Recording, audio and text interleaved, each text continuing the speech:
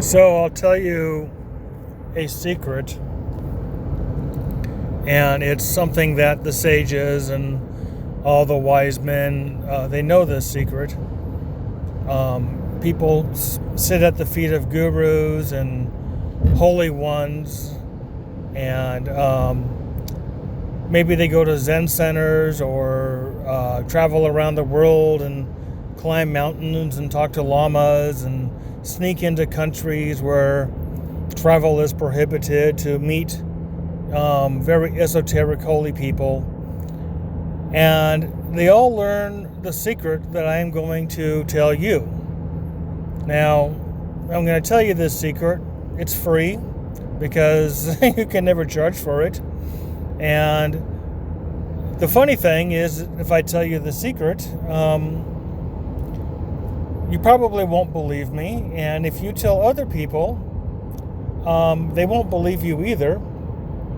So it's one of those secrets in plain sight, the secret that everybody knows, and the secret that you kind of figure out on your own, maybe in 20, 30 years of, sitting at the feet of a guru. So, are you ready? This is the secret. It's not complicated. It's actually kind of stupid.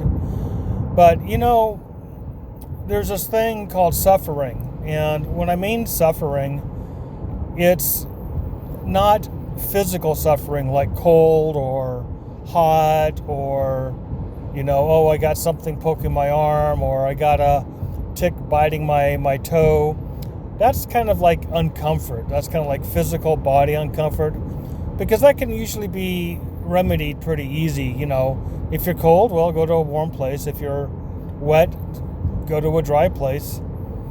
Some people say, well, what if I'm stuck, if I'm suffering? You won't be suffering for long. If you are caught in a trap and bleeding out, you got shot or whatever, you won't be there long, guaranteed. One way or the other, you'll be released out of that trap. Either you're going to free yourself or you're going to die. So either way, these don't last.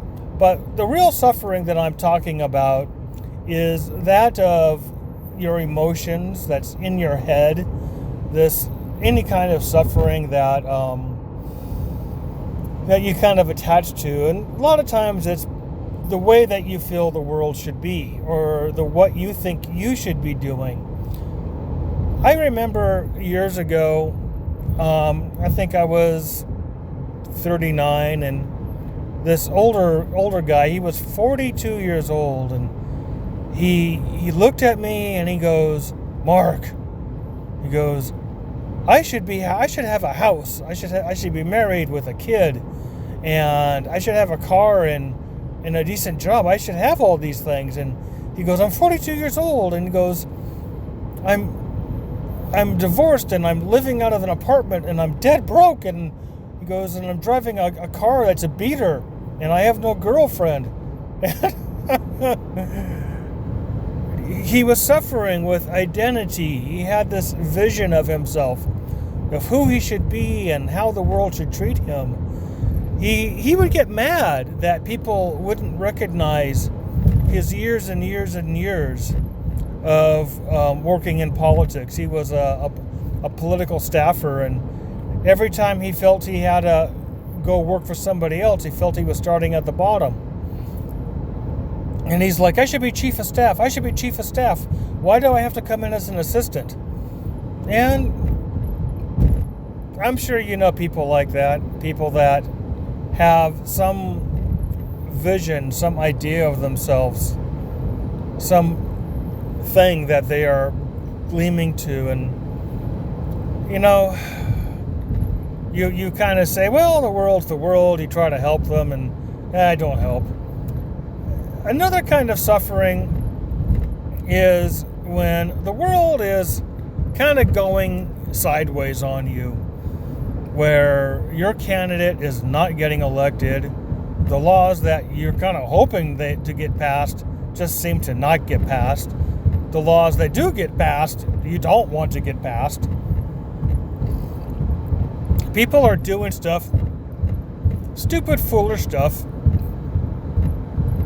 and generally being a nuisance and whatnot. And then you turn on the news, or you go to your favorite news channel or the internet, and you find out that so-and-so did so and such, and what an outrage it is. And you just sit beside yourself saying, what the hell is this world coming to?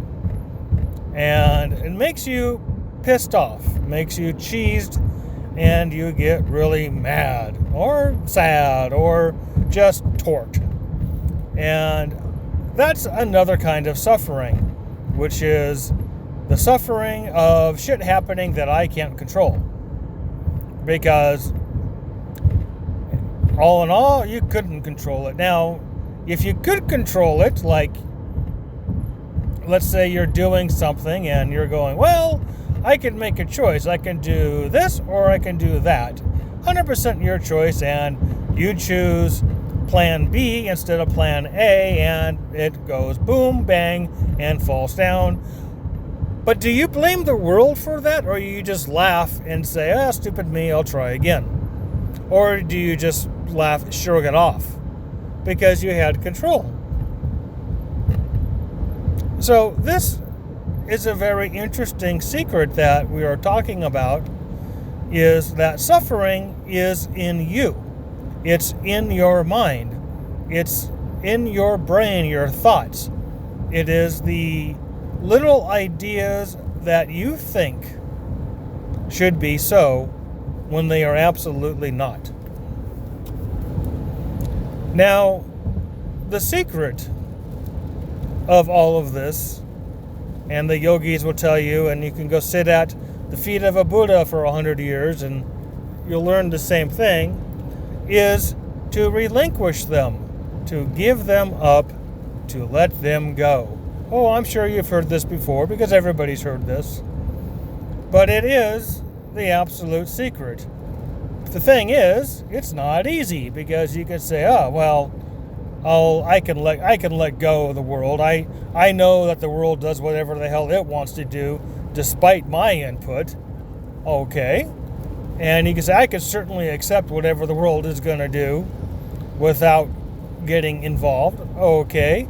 And I could certainly accept that shit happens and I get in the way, and not to take it personal. Okay. Well, it happens. You do take it personal. You say, I'm just a sorry ass loser. I'm just bad luck. Meow, meow, meow. I'm the black cat. So this is where you think, I'm still grabbing on something. I'm still grabbing on some hope, something out there to say that this is real. This is not just illusion. There's something out there is real. There's something out there that if I do X, Y, and Z, things will work. Suddenly, the things that I want will happen. Well, try as you might, and you look around, because this is where people spend 20, 30, 40, a lifetime looking for that one thing that turns it all around, that one thing that makes it all good. Guess what, people? It isn't there. This is the secret. You got to give up that one thing, that looking for that one thing, looking for that one little step, that one little thing that you think that is just eluding you. And when you give it up, and when you relinquish it, and you let it go, suddenly you start laughing because you realize that all the suffering in your mind comes from you because you were clinging to that one thing, that one hopeful holdout. Even though you thought, oh, I've given up, I've let go, I've relinquished, I don't give a shit what happens to the world. I know shit happens and that I can't do shit about it.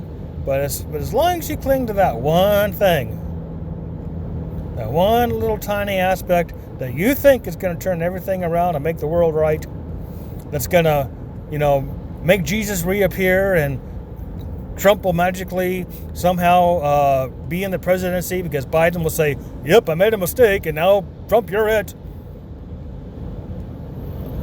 Yeah, you know what? It ain't happening. That's just what it is. And when you give it up, let it go, you start to see the nature of suffering is all in you, all in your head.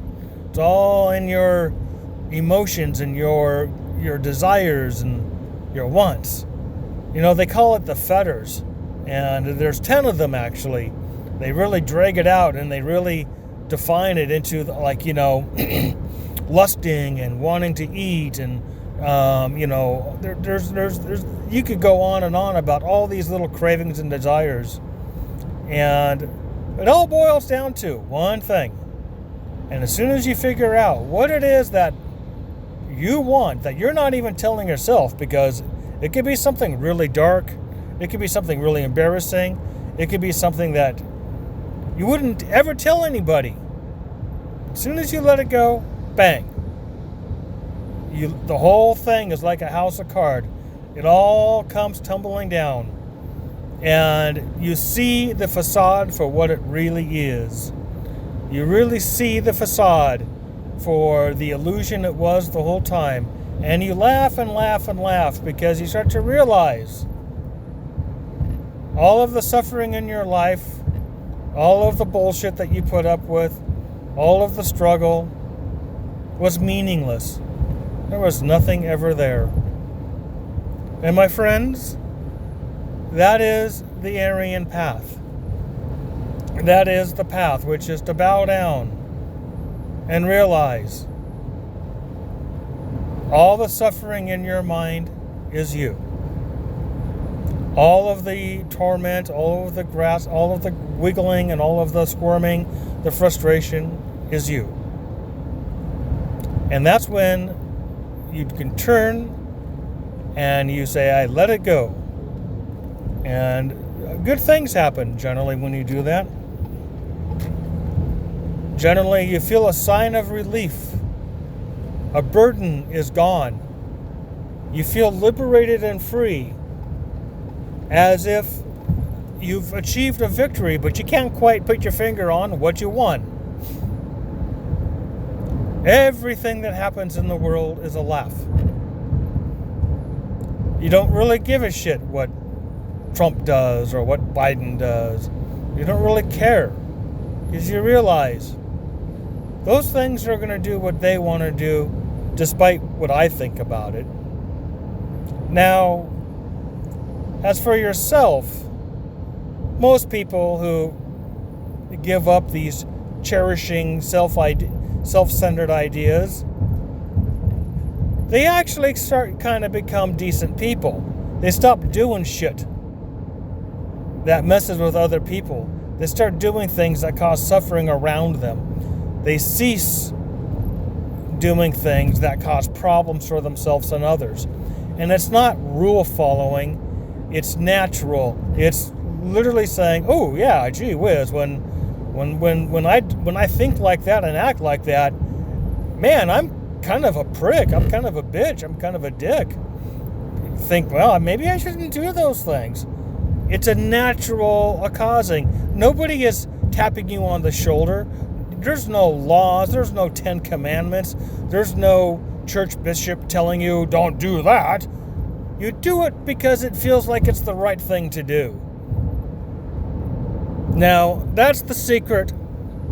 You could spend 1,000 years, 100 years, 10 years going all around the world, and everybody will tell you, well, yeah, that's the secret, but you won't believe it. Most people don't. They think there's something out there because they're still searching for that one thing, that one little thing that they think is going to fix everything. So, giving you the secret, my friends.